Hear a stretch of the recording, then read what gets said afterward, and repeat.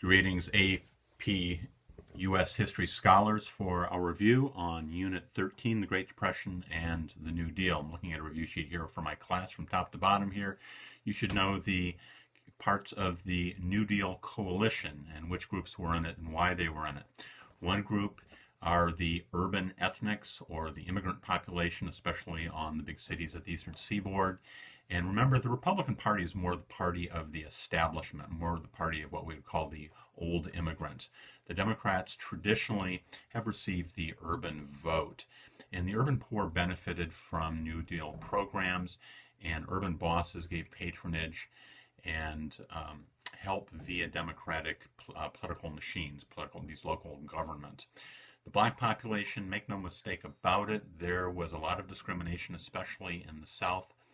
And often Southern sharecroppers, for example, were not given AAA monies, and the black population was often back of the line for local programs that were administered locally. But nevertheless, government jobs were provided for black Americans via groups such as the Works Progress Administration. About 350,000 blacks did get jobs through that organization. The PWA had a quota system for blacks. That's the Public Works Administration. You had the CCC, the Civilian Conservation Corps, employed about 350,000 blacks over the course of the Depression, and the National Youth Administration had jobs for about 300,000 blacks. So even though there was persistent discrimination, the fact of the matter is there were jobs for many hundreds of thousands of black Americans. And FDR, although he did not give any real support for stopping lynching, he did give lots of rhetorical support for civil rights, and his wife was a known advocate. Eleanor Roosevelt was an advocate of civil rights. So you have a massive shift here. Black Americans, who traditionally were the party of Lincoln, which liberated them in the Civil War, are going to make a shift towards being the voters backing Democrats. Unions are going to become part of this coalition. Remember, the Wagner Act, or the National Labor Relations Act, is the official name of the 1935 law that's going to protect collective bargaining, which basically means union organizing. And remember the Fisher body plant strike of 1937? Well, the UAW, the United Auto Workers, is going to, after the GM concedes to the strikers after this this fight that takes place on the Fisher body plant site, the UAW is going to grow from 30,000 to 500,000 members in just one calendar year. So these unions, who are being protected by the New Deal, by the Wagner Act, are going to be also voting for Democrats. Of course, you have your liberals, those ex-progressives, those who believe in activist government, big government programs. They're obviously candidates here for this coalition, as are Southern whites. And remember this idea of the Solid South, the ex-Confederate states that are defeated by the Republican Party, that are occupied by a radical Republican Congress army in the post-Civil War decade. These states are going to be essentially voting Democrat all the way up until the late 1960s, and that's kind of an approximation. So you have urban ethnics, blacks, union members, liberals, Southern whites, all together in this alliance for something that they're getting out of the Democratic Party. FDR's antagonists on the left and on the right. You should be able to say a few things about this populist governor and later senator from Louisiana, Huey Long, nicknamed the Kingfisher. And he had this Share the Wealth Club, and he had something along the lines of 7 million members in this Share the Wealth Club organization that is going to be arguing, he's going to be arguing for confiscation of the wealth of the rich and redistribution through a wealth tax and an income tax. And he is going to be playing upon public resentment. He's going to be advocating some things that are a little bit peripheral to this, but old age pensions, paid vacations, 30-hour week. And in Louisiana, Huey Long, by taxing the oil companies, is going to be a huge, massive public works program in Louisiana, building roads and building bridges and building buildings, and the New Orleans Charity Hospital and the LSU campus is going to have a huge building program as the state capital. And Huey Long is, he might be the second most popular politician in the country after FDR. Now, Huey Long is assassinated, so he's removed from the equation before he can, run against FDR. Father Charles Coughlin is this radio priest who every week he's got something like 30 million people listening to his program, and his organization is called the National Union of Social Justice. And he's an early supporter of the New Deal, but then he becomes a very strident and angry opponent, and what he wants is nationalization of industry and railroads, and he's going to become very anti-Semitic, is going to accuse Jewish bankers of sitting on a pile of money. And both Huey Long and Coughlin are going to be pushing for a move to the left, for a confiscation of wealth, of a wealth tax, a redistribution of wealth, of nationalization. And these things essentially don't happen under FDR. And the last guy you need to know is Dr. Francis Townsend. And he's got these Townsend clubs that have about 5 million members, and what they're pushing for is old age pensions. And this, of course, will be co-opted in what's called the Second New Deal, where after Roosevelt is reelected, there's going to be sort of this push to the left, push for some more permanent structural changes through Social Security. But the idea of old age pensions under Townsend is every old person would get $200 a month pension on the condition that they spend it. This idea of spending it, helping the elderly, but also sort of jump-starting the economy.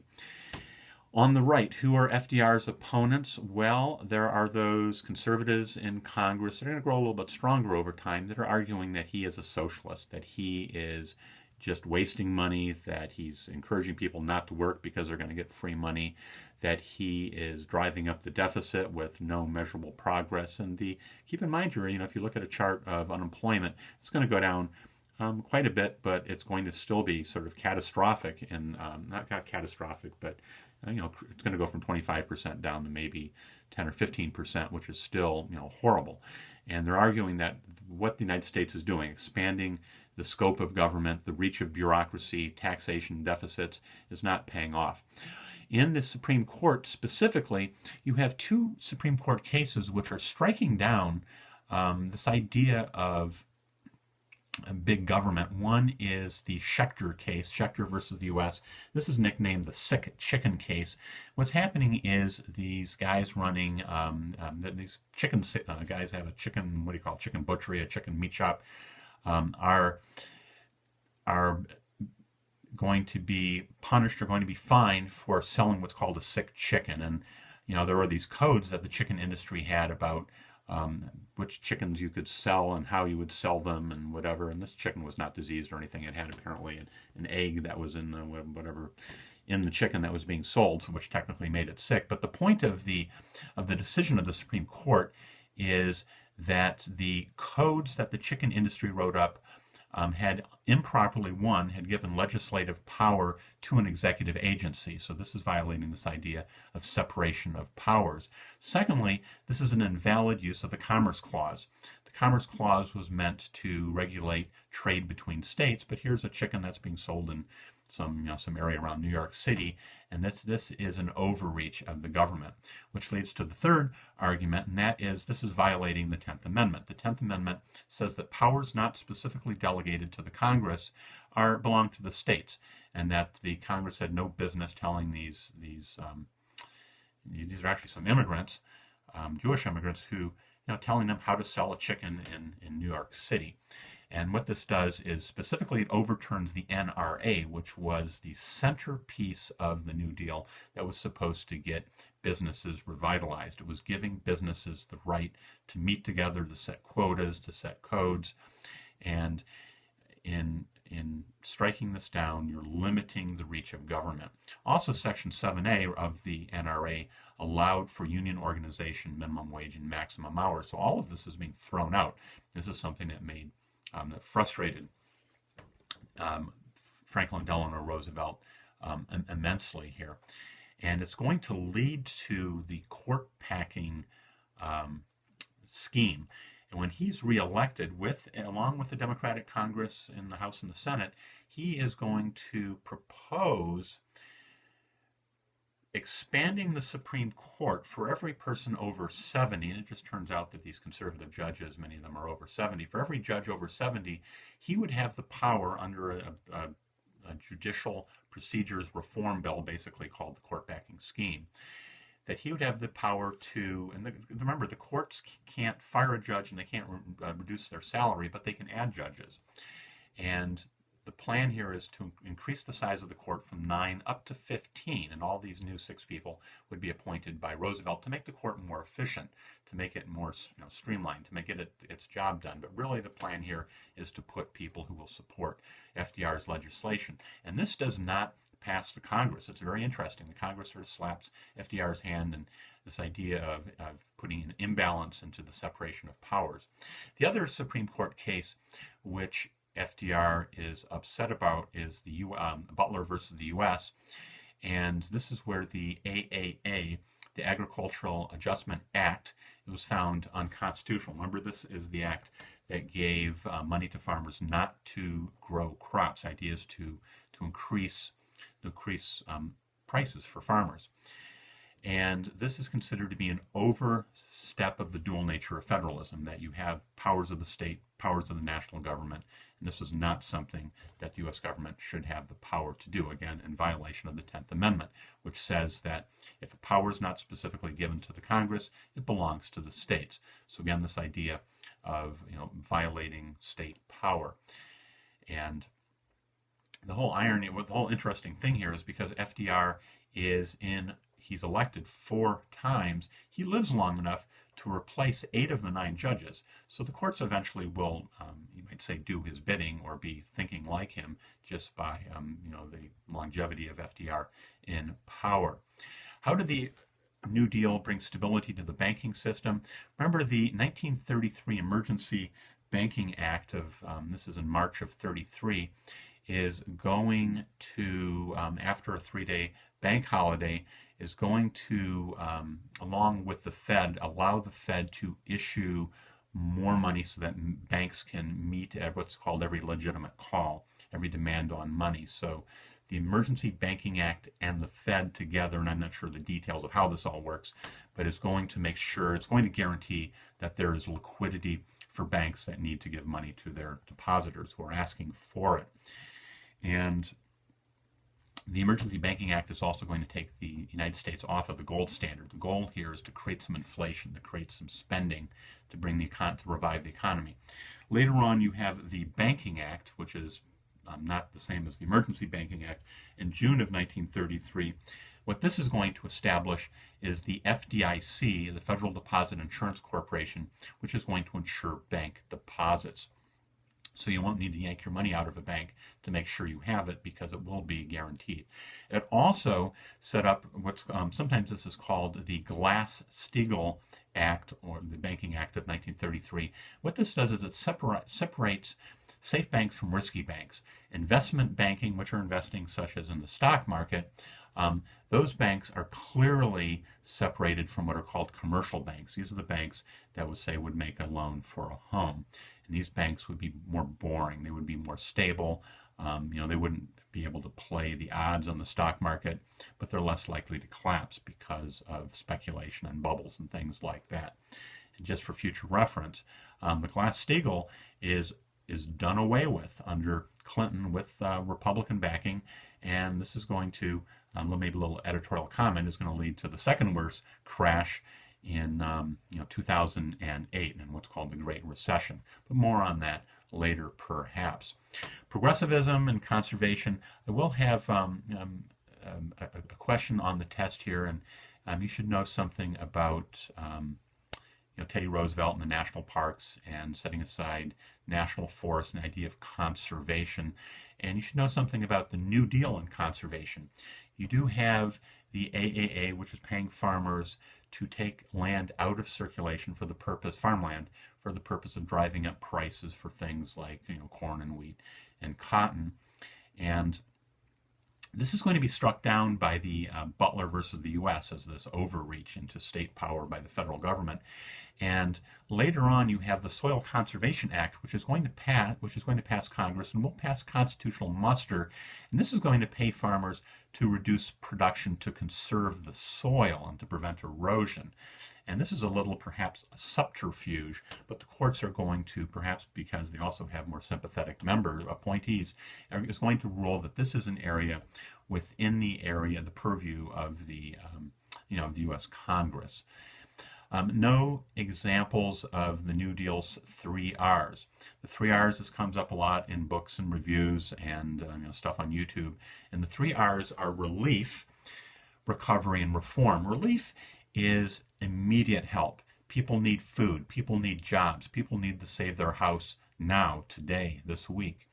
And keep in mind here, many of the programs have some, so there's some overlap. The idea of recovery is to get the economy cranking again, to prime the pump, to jumpstart it, to push it, to get it moving. And so when you're doing a jobs program, that's more relief, but something where you're maybe building a hydroelectric dam, that long term might be trying to promote industrial development, say in a place like Appalachia, however you may pronounce it.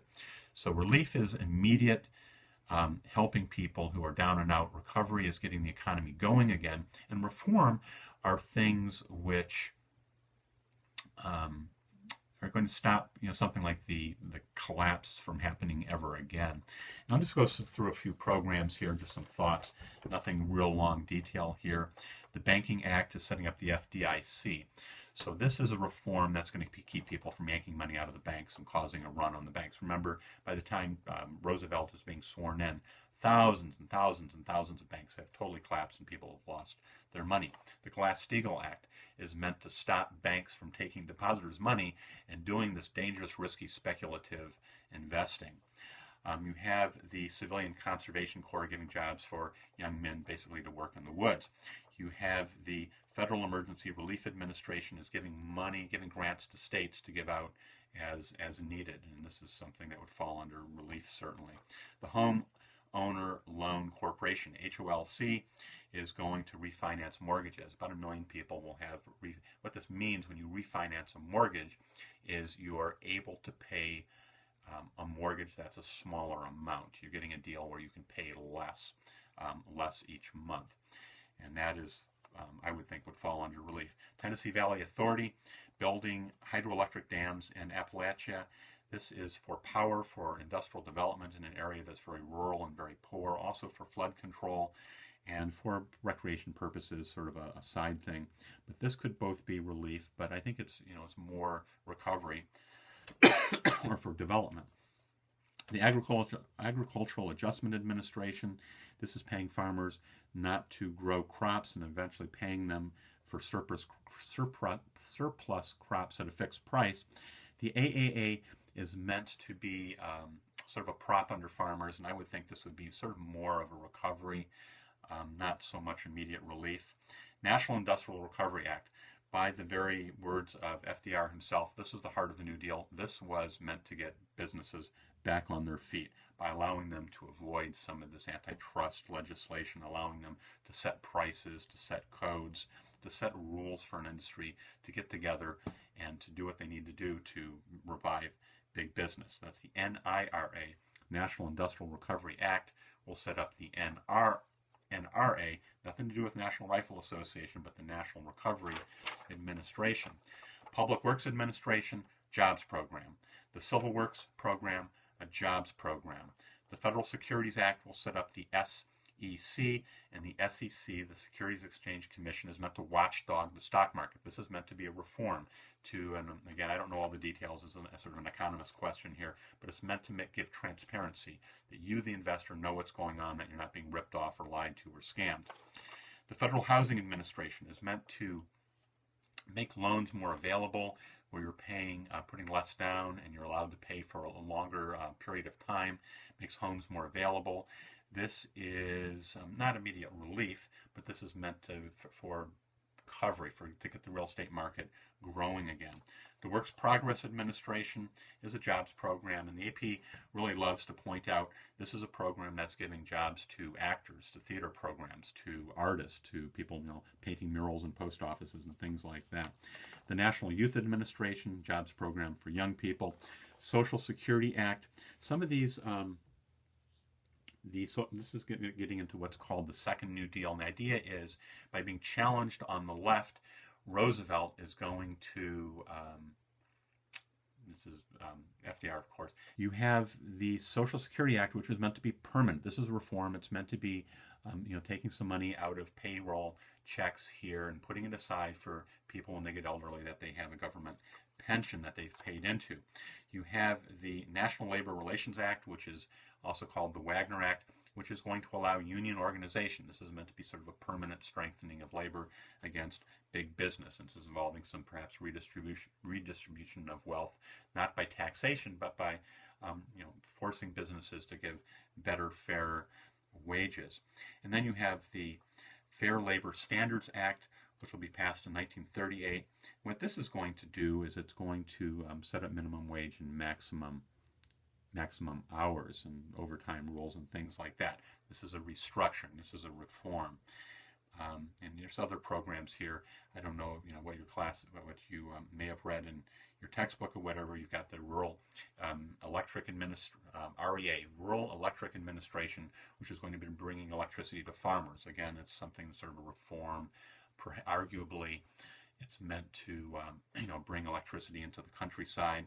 You have the Federal Surplus Relief Corporation, which is going to be giving away food, which is going to be giving away apples and tins of corned beef and salt pork and bags of potatoes and things like that. But you should, if you get a question on the New Deal, you should be able to talk about this, how the scope of the government increases, the bureaucracy increases. And you should be able to talk about, if you get a question that's different than relief, recovery, reform, it might be talk about how the New Deal affects workers, how it affects businesses, how it affects consumers. You should be able to talk about, in your quiver, in your arsenal, you should be able to talk specifically about this alphabet soup list. You should have 10, 20 things that you can talk about. On back to the review sheet. Why does socialism fail to become a major force in American politics between 1900 and 1940? Well, under the progressives, and progressive reforms as well from 1900 to 1920, the progressives will limit big business. You've got that Sherman Antitrust Act, which finally, that's pre-progressives, that's 1890, but it's going to be sort of dusted off by Teddy Roosevelt, and he's going to use it against Standard Oil, against Northern Securities, which is owned by J.P. Morgan. You have the Hepburn Act, the Elkins Act, which are going to be used against railroads, going to give the ICC power to limit rates and to forbid rebates. You have the Owen Keating's child labor law. You have more trust busting under Teddy. You have the FDA, Food and Drug Administration, the Meat Inspection Act. You have the 4 amendments giving women the right to vote and direct election of senators and an income tax amendment. In the prohibition, which is a little complicated how to sort of fit that into progressivism. But that being said, here you get this idea of pushing against, using big government to push against big business. And so socialism is demanding that the government take over the means of production, factories and mines and farms and things like that, railroads. And by regulating, by limiting business, this takes some of the steam. The New Deal provides jobs and is providing pensions, is providing, remember the Social Security also provides unemployment insurance. This is taking some of the edge off of the suffering of so many people. And it is said that progressivism and the New Deal are, they're liberal, they're progressive, they're big government, but they're also, it's been argued that they're saving capitalism. They're saving free enterprise by taking by mitigating some of the human suffering that's going on in this period. Also know just a note here, for my test, know the ACE method for answering the short answer question. Each part of the short answer question should have, it doesn't necessarily totally have to have, well, for me, for practice, we're going to do 3-sentence answers for each of the part of a short answer question. You're going to answer the question. You're going to cite an example of that backs your answer, and then you're going to expand. You're going to say something else. So be expecting to do the answer, the citing, and the expanding, this ACE method for the short answer question. We'll have some practice questions on the test that's coming up. So there you go. There's your drive-by review. Good luck. Study early. Know it's on the sheet here because it's appearing on the test. All right. Good luck, guys. Bye.